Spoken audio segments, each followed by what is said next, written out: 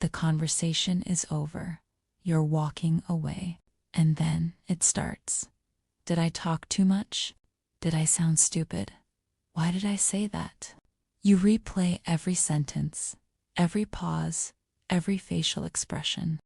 You lie in bed that night, analyzing a 5-minute conversation like it's a crime scene, and you can't stop, even though you know it doesn't matter.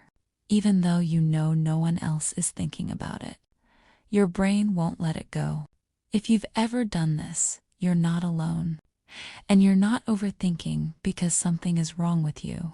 You're overthinking because your brain is trying to protect you. It's running a program designed to keep you safe in social situations. The problem is, the program doesn't know when to stop. Psychologists call this post-event processing.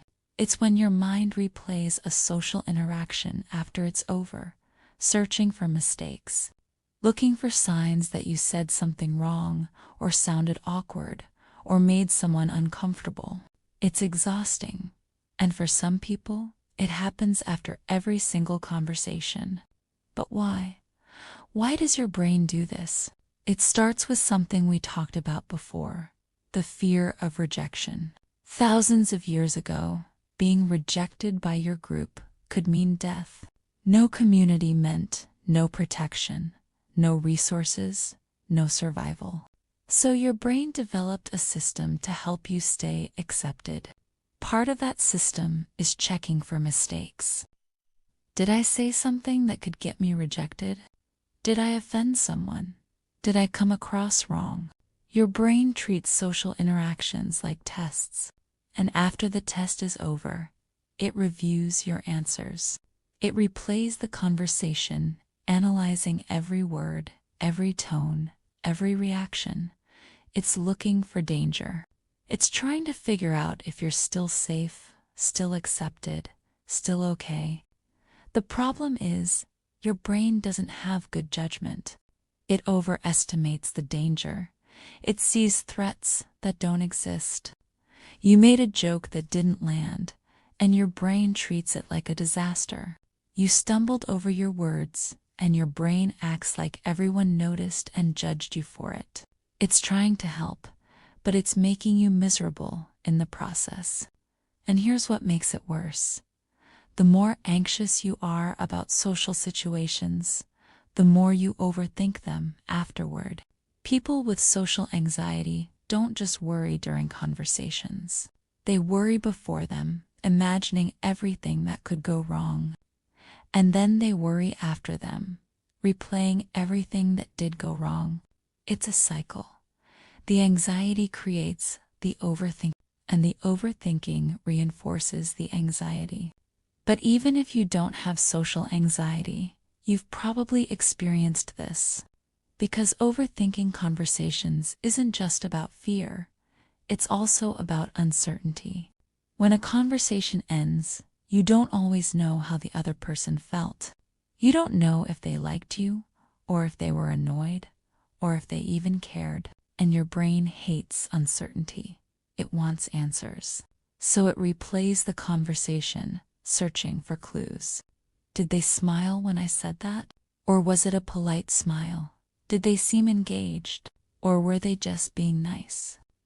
You analyze their words, their tone, their body language.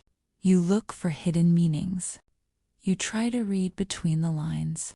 And most of the time, you end up convincing yourself that something went wrong, even when it didn't. This is called mind reading. You assume you know what the other person was thinking, even though you don't. You think, they probably thought I was boring, or they definitely noticed I was nervous, or they're probably regretting talking to me. But these thoughts aren't based on facts. They're based on fear. And fear is a terrible interpreter. Here's the truth. Most people aren't analyzing your conversation the way you are.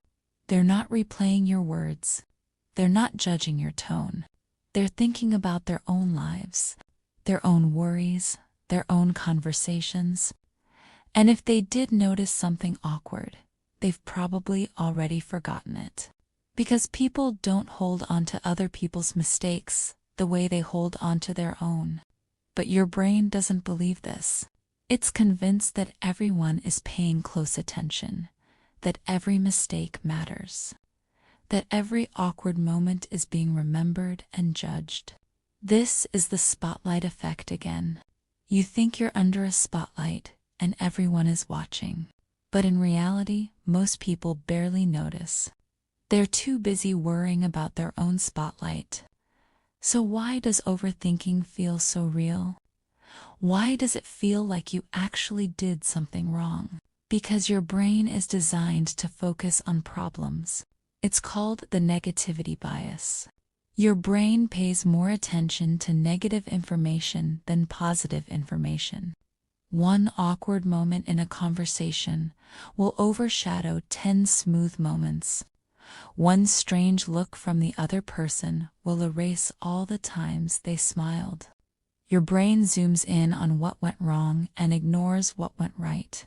And once you start overthinking, it's hard to stop, because overthinking feeds itself. You replay the conversation, notice something awkward, and feel worse. Then you replay it again, looking for more mistakes. Each time you replay it, the memory gets distorted. You start remembering things that didn't happen. You exaggerate the awkwardness. You turn a normal conversation into a disaster in your mind. This is how overthinking works. It's not just thinking about a conversation. It's spiraling. It's ruminating. It's getting stuck in a loop where every replay makes you feel worse, and feeling worse makes you replay it again. And the worst part, overthinking doesn't solve anything. It doesn't give you clarity. It doesn't make you feel better. It just keeps you trapped in your head, replaying a moment that's already over, worrying about something you can't change. So what do? How do you stop overthinking conversations after they're over? First, you recognize what's happening. When you catch yourself replaying a conversation, ask yourself, is this helping me? Am I learning something useful? Or am I just torturing myself? Most of the time, it's the latter. You're not gaining insight, you're just spiraling. And once you see that, second, you challenge your assumptions. When your brain says, they probably thought I was weird, ask yourself, do I actually know that? Or am I guessing? Most of the time, you're guessing. You're making up a story based on fear, not facts. And when you realize you're making it up, the story loses its power. Third, you remind yourself that other people aren't obsessing over your words the way you are. They're not replaying the conversation. They're not analyzing every sentence. They've moved on, and you can too. Fourth, you practice self-compassion. When you catch yourself overthinking, don't beat yourself up for it. Don't tell yourself you're being ridiculous or weak. Just notice it, acknowledge it, and then gently redirect your attention. You don't have to force yourself to stop thinking about it. You just have to stop feeding the thoughts. Stop replaying, stop analyzing. Let the conversation fade into the background, and finally, you give it time. The more distance you get from the conversation, the less it will bother you. The emotional charge will fade. The details will blur. What felt like a disaster today will feel like nothing tomorrow. Your brain just needs time to move on. And it will, as long as you stop forcing it to stay stuck. One more thing, if you find yourself overthinking every conversation, if it's happening constantly and it's affecting your life, that might be a sign of something deeper. Social anxiety, generalized anxiety, or even depression can all make overthinking worse. And if that's the case, it's worth talking to someone. A therapist can help you break the cycle in ways that simple self-awareness can't.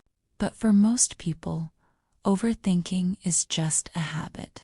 It's a pattern the brain falls into because it thinks it's being helpful. And like any habit, not overnight, but gradually, with practice and patience. Your brain overthinks conversations because it's trying to protect you. It's scanning for mistakes, searching for threats, making sure you're still accepted and safe. And in some ways, that's a good thing. It means you care about how you come across. It means you're thoughtful. It means you're paying attention.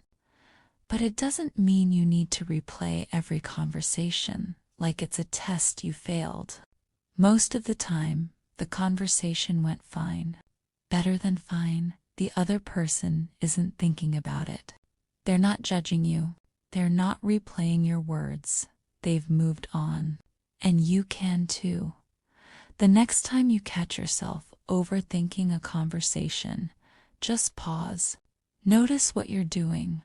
Ask yourself if it's helping. And if it's not, let it go.